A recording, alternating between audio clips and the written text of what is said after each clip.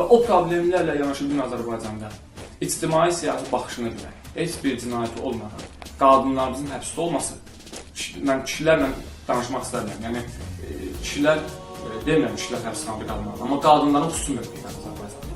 Azərbaycan qadını bugün həbsdə olmamalıdır.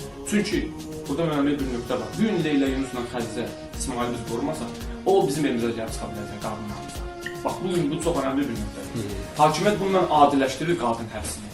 Günlər görürsə, artıq əvvəl belə bir şeylər yox idi. Gülər Əhmədova həbsi başında mən çox narahat oldum. Niyə narahat oldum? Çünki o proseslərdə Gülər Əhmədova kiçik bir fiqur idi. O da böyük fiqurlar var. Adları çəkilmiş, onlar həbs olunmalıdır. Amma nə demək istəyirəm? O proseslə adiləşdirdi. Gülər Əhmədovun həbsi ilə bu vaxt narahat oldum. Bu qadını həbs elədilər. Bu bəhanədir bir. Azad fikirli, demokratik dəyərlərə söykənən, öz sözünü deyən qadınların həbsi başlayacaq. Çünki bu həbslə artıq o həbsin qapısını atır. Yəni biz bugün bir Azərbaycanlı olaraq öz qadınlarımızı qorumalıyıq. Azərbaycan qadınının yeri həbsxana deyil.